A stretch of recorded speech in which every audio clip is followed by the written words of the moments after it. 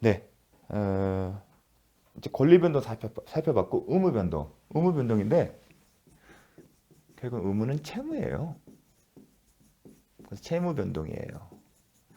득, 실, 병, 경 이렇게 했는데 여기는 좀 달리 접근하게 됐습니다. 자, 예를 들어 볼게요. 채무 변동이 있습니다. 여러분이 기억하시면 채무 인수예요. 일단은 이런 용어를 먼저 익숙해져야 됩니다. 채무 인수. 채무 인수가 있는데 채무 인수는 두 가지 종류가 있어요. 병존 쪽. 나중에 다 언급되는 내용들입니다. 그리고 시험에 혹시 출제되기 연관성이 있기 때문에 설명합니다. 그 다음 면책적 채무 인수. 일단 주소부터 하기로 했습니다. 그 다음에 이행인수라는 용어가 있어요. 채무인수라는 것은 뭐냐면 채무가 채권은 양도계약을 하게 되면 제가 양도이고 양수이면 채권 양도에 따라서 제 채권이 동일성 유지하면서 여기에서 이전되는 거죠. 이런 모습이 뭐냐면 면책적인 채무인사예요. 채권 양도에서 이전 전업 이게 이전돼요. 이 의미가 뭐냐면 기존의 채무자는 벗어나고 새로운 채무자가 채권자에 대해 책임만 지는 겁니다. 그런데 먼저 채무인수과 이행수의 차이점을 먼저 살펴봐야겠죠. 차이점은 이 채무인수는 채권자 채무자의 관계가 형성돼 있어요. 누가 채권자에 대해서 채무를 이행하고 채권자는 누구를 상대로 해서 채무 이행을 요구할 수 있는 문제입니다. 근데 이행인수는 채무자와 인수인 사이입니다. 채권자가 개입이 안 돼 있어요. 채무자와 내부적으로 이 채무를 이행하게 되는 인수인 사이의 문제지 채권자와 아무런 관계가 없습니다. 그 얘기는 뭐냐면 채권자가 인수인에 대해서 이 채무를 이행해서 얘기를 못하는 거고요. 채권자 입장에서는 계속 채무자는 채무 이행의 상대방은 채무자예요. 이 인수인은 채무자 사이에서만 문제예요. 근데 채무 인수는 누구다? 채권자 채무자 사이의 문제가 된 겁니다. 그 차이점이 있습니다. 이해되시죠? 이게 뭐냐면 채권자가 인수인에 대해서 채무 이행해서 얘기를 못하는 거고 이 인수인은 채권자에 대해서 채무 이행의 책임이 없다는 겁니다. 단지 채무자 사이에서의 문제입니다. 그럼 이행 인수 개념이 언제 한번 나타나냐면 교환계약에서 한번 나와요. 기출 사례 문제에도 풀 때 이 개념을 알아야 돼요. 이 이행 인수 채무자와 인수인 사이로 교환계약 당사자 사이에 교환계약을 하게 되면 금전이의 재산권을 서로 교환하는 거예요. 그러면 어떤 사람은 물건과 물건 하는데 가격에 차이가 발생할 수 있으면 뭘로죠? 보충금을 지급하잖아요. 그게 하나의 핵심이고 또 하나가 뭐냐면 하나의 부동산에 교환계약이 있을 때 그게 하나의 쟁점이 되는 거고 또 하나가 뭐냐면 그건 이행인수 상관없고요. 이행인수 뭐냐면 하나의 물건과 부동산과 부동산 교환하는데 하나의 부동산에 저당권이 설정되어 있는 거예요. 그럼 기본적으로 이 저당권의 설정자가 말소시킨 다음 넘기면 좋을 텐데 그렇게 못하고 이걸 가져가는 사람이 이거 내가 갚을게. 이행인수하는 경우예요. 그때 이행인수 개념이 한번 나옵니다. 어디서? 교환계약에서. 교환계약은 뭐냐면 하나의 부동산에 저당권 설정이 되는데 그 저당권이 설정된 사람이 그 말소시키지 않고 넘기고 그 상대방이 그 재산권 넘어 소유권 넘겨받은 사람이 그 저당권을 해결하겠다는 거예요. 그런 게 이행인수의 문제가 한번 나옵니다. 그래서 그때 이행인수 나오고 그러면 이 두 가지 개념이 있는데 뭐냐? 이거예요.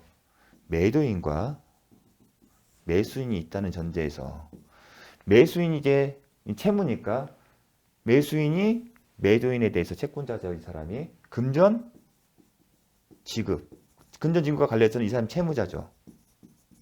이 사람 채권자예요. 매수인이 매도인에게 지금 금전을 지급해야 돼요. 근데 면책적 채무 인수는 뭐냐면 채무자가 바뀌는 거예요. 매수인이 아니라 아들이었는데 아버지를 바뀌어요. 주체가. 이 사람은 채무 인수 계약을 하게 되면 결국은 매도인의 동의를 받아서 벗어나는 거예요. 즉, 이 사람이 매수인 아들이 채무자가 아니라 누가 된다? 이 사람이 되는 거예요. 그 얘기는 뭐냐면 매도인 채권자는 누구를 상대로 해서만 아버지를 상대로 해서만 매매대금 지급을 청구할 수 있다는 거예요. 채무인수라면 그래서 채권자의 동의가 필요해요. 계약이. 관여. 근데 여기는 아까 이행인수는 그런 게 없어요. 병존적 채무인수는 뭐냐면 아들뿐만 아니라 플러스 추가하는 거예요. 아버지도 채무를 지급할 의무가 있다는 얘기예요. 벗어나는 게 아니라 아들뿐만 아니라 아버지도 채권자 상대로 해서 매매 대금을 지급하는 거예요. 대부분 보증을 위해서 한 거거든요. 보증의 개념이 되는 거예요. 담보의 목적이 되는 거거든요. 그게 병존적, 병존한다. 기존의 채무자뿐만 아니라 새로운 채무자가 병존해서 채무를 이행할 책임이 있다. 그 얘기는 채권자는 기존 채무자인 아들뿐만 아니라 아버지에 대해서도 채권 행사가 가능하다는 겁니다. 그러면 이 채권자한테 새로운 옵션을 주는 거예요. 형태가. 더 좋아지는 거죠. 그래서 이걸 뭐라고 한다? 제3자를 위한 계약이다. 병존적 채무 있을 때는 뭐다? 제3자를 위한 계약이라고 생각하시면 됩니다. 그래서 제3자를 위하면 채권자의 수익 의사 표시가 있어야만 효력이 발생하는 겁니다. 그것까지 연결되어서 나중에 배울 겁니다. 그럼 면책적 채무 인수는 기존 채무자 벗어나고 안 된다. 이게 어떤 경우 나오냐? 주택임대차법에 따라서 대항 요건을 갖추는 위에 목적물이 제3자에게 양도된 경우에는 새로운 소유자가 임대인의 지위를 승계를 한다. 그때 면책적 채무인수 개념이 나오는 거거든요. 그래서 종전 임대인은 더 이상 임차인에게 보증금을 반환할 의무가 없고 새로운 소유자가 임대인의 지위를 승계한 새로운 소유자가만이 임대인의 지위를 승계한 새로운 소유자만이 임차인에게 보증금 반환 의무가 있다.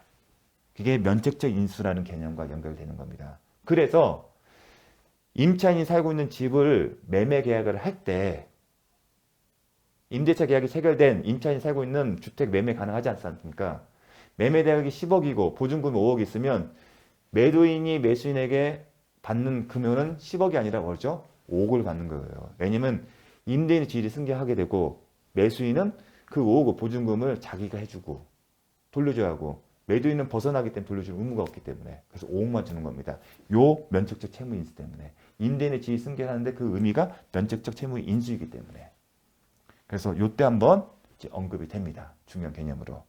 병존적 채무 인수는 제3자를 위한 계획에서 한번 나오고 면책적 채무 인수는 주택 임대차 계약에 따라 임대의 지위를 승계한 경우에 종전 임대인은 더 이상 채무자 임차인 상대 보증금 반환할 의무가 없고 면책되고 벗어나고 누가? 새로운 소유자 임대인 지위를 승계한 새로운 소유자가 임차인에 대해서 보증금 돌려줄 의무를 부여한다. 그게 면책적 채무 인수입니다. 또 하나 채무 인수는 이 두 가지가 있는데 이 둘 중 계약 해석상 헷갈리면 채권자에게 이게 채권자가 더 유리하거든요. 채무자가 2명과 1명과 누가 줄까요? 2명이 더 좋죠. 이렇게 해석한다. 병존적 채무 인수로. 나중에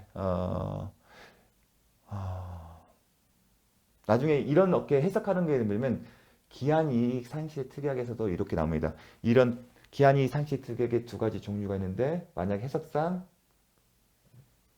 불분명할 때는 뭘로 주장한다. 형성공적. 그때도 한번 이렇게 이런 비슷한 패턴이 나옵니다. 이 파트가 이제 배우는 파트입니다.